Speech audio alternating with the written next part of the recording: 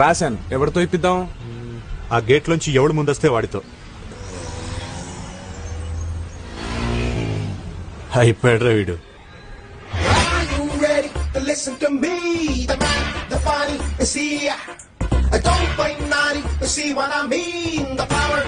ఎవడు రైలకి ఫెలో.